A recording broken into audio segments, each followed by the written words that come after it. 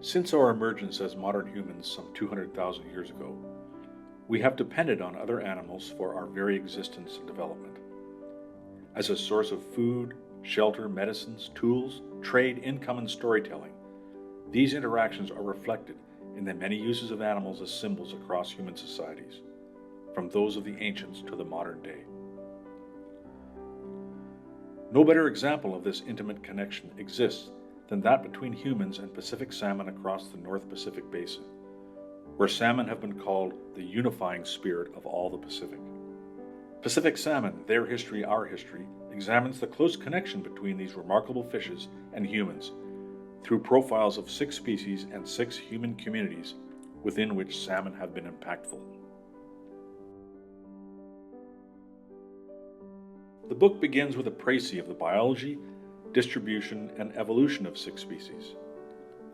Pacific salmon were born within the crucible of great geological upheavals, volcanism, mountain building, and glaciations over the past 20 million years, and now occur across the North Pacific coast from the waters of South Korea in the west to the Arctic to Southern California in the east, and often several thousand kilometers inland. Next is a recounting of interactions of salmon with 4 indigenous peoples of the northwestern Pacific, the Koryak, Nivk, Atelman, and Ainu peoples. Here, humans and salmon first encountered one another perhaps as much as 40,000 years ago.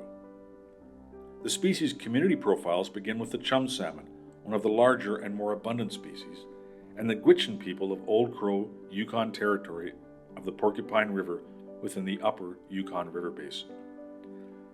Migrating 2,300 kilometers upstream, the chum salmon have been a mainstay of a traditional economy and culture for millennia. Chum salmon act to transport the productivity of the sea thousands of kilometers inland, not only to the Gwich'in, but also to a majestic population of grizzly bears, the ice bears, that congregate each year on the Fishing Branch River to feed on the spawning salmon before winter finally closes in. Next is the pink salmon, the smallest and most abundant species that fuels the fishing industry in southeastern Alaska, especially around Ketchikan. The pink salmon multitudes fed the all-engulfing fish traps to supply the canneries to produce their pack. The fishery inspired more than one Hollywood adventure film and was a key factor in the drive for Alaskan statehood. Then there is the Chinook salmon, a fish that can exceed 100 pounds and represents to some all that a salmon can be. Indeed, Sir Richard Musgrave's 70-pound fish caught one September day in 1896 after a 2-hour battle from a canoe and in the company of a skilled indigenous guide put Campbell River on the angling map as perhaps the original salmon capital of the world.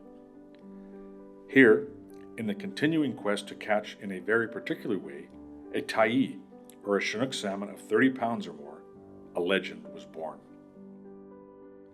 Encounters with such fish helped to prime the writings of Roderick Haig Brown, who penned so many classic fishing books from his home nestled along the banks of the Campbell River itself. The coho salmon, of medium size and abundance, was nonetheless the focus of key fisheries of the Strait of Georgia, southern British Columbia's inland sea, especially in and around the communities of the Sunshine Coast. Whether it be from the many fleets of small trollers, handlining from a locally built double-ender, or from a massively expanded recreational boat fleet of the 1980s and 90s, the acrobatic coho salmon was a mainstay of small craft commercial and sport fisheries. Now, however, the summertime joy of trolling for the once plentiful coho is the ghost of a fishery past. Steveston, British Columbia, and the Fraser River's prodigious sockeye salmon runs are then profiled. Their destinies became intertwined to create Canada's own Cannery Row early in the 20th century. The extensive and productive lake systems of British Columbia's largest watershed can produce massive runs of sockeye salmon. The fishery originated as a multi-ethnic enterprise from catching, gutting, cleaning, and finally canning the fat-rich sockeye. The ensuing rapid growth of the canneries at the mouth of the Fraser River inspired Steveston officials to dream of becoming a regional hub to rival Vancouver. Although that dream was unfulfilled, contemporary Steveston continues to shine from its connection with the fabled sockeye salmon. Finally, there is the steelhead trout, one of the world's most coveted sports fish.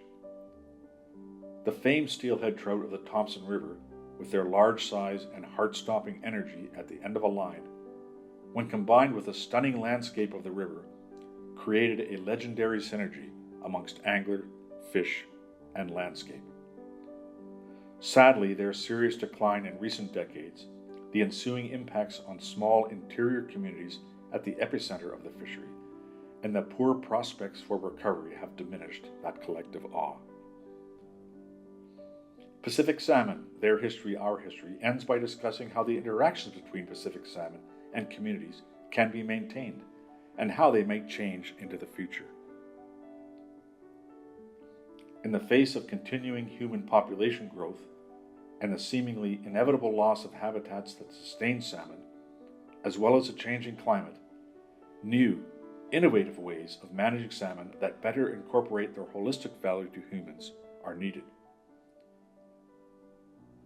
In addition, as Pacific salmon distributions adjust to a changing climate, new interactions with communities, not traditionally used to them, will create both new opportunities and challenges. Pacific Salmon, Their History, Our History, will be released by Hancock House Publishers in 2026.